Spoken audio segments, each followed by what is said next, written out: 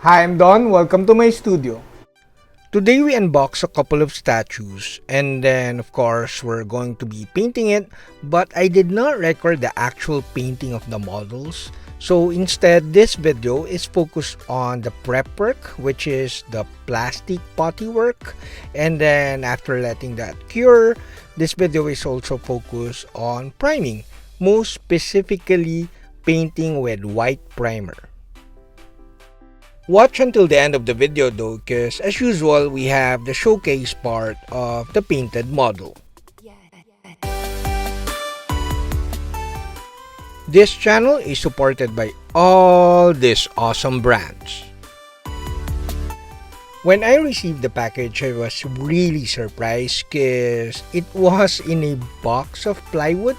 The box is basically made of plywood and it was covered with styrofoam. The client of this commission work is actually one of our clients at our Blue Brick shop when we used the shop to sell some hobby stuff before the pandemic.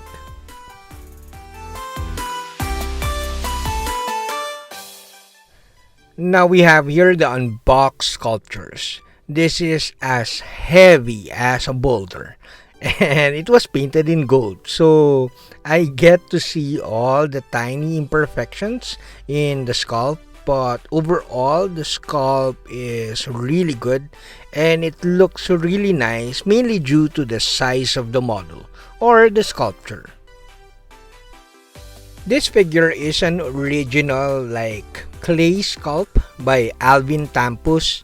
He is a fellow Filipino artist and he's kind of far from my place because he lives like a few islands away from me, but he's a super talented dude and I got to talk to him after looking at all these models, and I am actually thinking of commissioning him to do a sculpt that I would of course mold and cast and sell to you guys.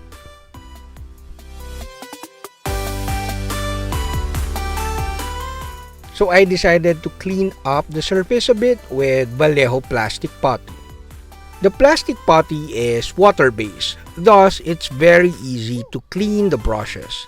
However, much like any other putty, it dries to a very hard finish. And much like other putties or hobby putties in the market, it shrinks as it dries. So I applied around 3 layers or 3 passes of plastic putty on the statue, letting each layer dry for at the very least an hour.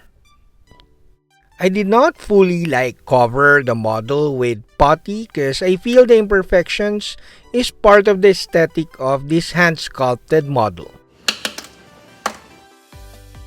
After letting the putty cure for a couple of hours at least, the model is now ready for priming.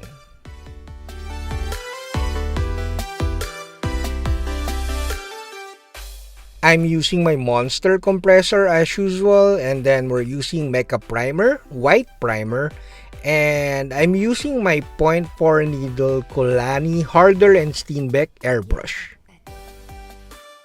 I don't use white primer as often as I should because it's a bit tricky to paint with, because it's not as easy as painting with black primer, and the shadow areas you have to really paint it. If you paint it with white primer, you have to really do post shading and stuff on the corners and crevices of the model because everything is so white. And of course, white is notoriously less opaque than other primers like gray primer or black primer. Thus, I have liters of white primer laying around in the studio because I rarely use it. Basically, you thin white primer differently. I thin it around 3 parts primer and 1 part thinning sauce. You could also alter the thinning sauce, maybe around 50% flow improver and 50% thinner or water. So key to priming with white is to not thin the white primer too much, like around 3 parts primer and 1 part water, and also never flood the white primer. Be a bit more patient and give it like 3, 4 or even 5 thin coats than applying it with heavy coats. 20 to even 30 psi with a 0.4 needle will work mighty fine. I did not record the actual painting of the model, but basically I airbrushed the skin with so many flesh tones, and then I brush painted the jeans, and now I'm painting the hair and the shoes and the belt and all those details.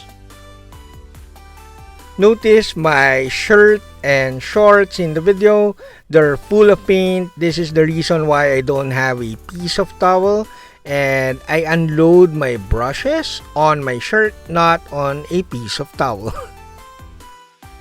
Now you can see here I'm freehand painting the tattoos of the other figure with Vallejo inks. I started with sepia ink, and then once I'm confident with the pattern, I painted black ink on top of the sepia ink. I did a bit of oil washes on both statues or figures, and to finish off the Wolverine figure, I added some blood effects. I used game color like effects paint, which is fresh blood effects paint. Painting with effects paint is like cheating because you can't really get that realistic blood look with ordinary red paint, and I highly recommend to get this fresh blood paint because it's really awesome. After a few passes of the blood effects, we are now ready to reveal the golden lemon like painting of this Logan figure. Again, I highly recommend the blood effects paint. It's fresh blood from Game Effects paint range, and it's super awesome. It looks really realistic on your miniatures or even a statue as tall as this one.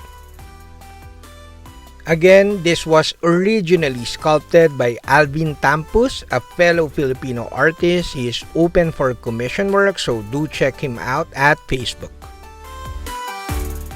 A ton of photos of this finished painted figure is at my Patreon as usual. That's it, Pansit. That's it, we're done. I hope you liked the video. Do like, comment, subscribe, and consider joining the channel so that you'll be part of our Discord community. Saludos!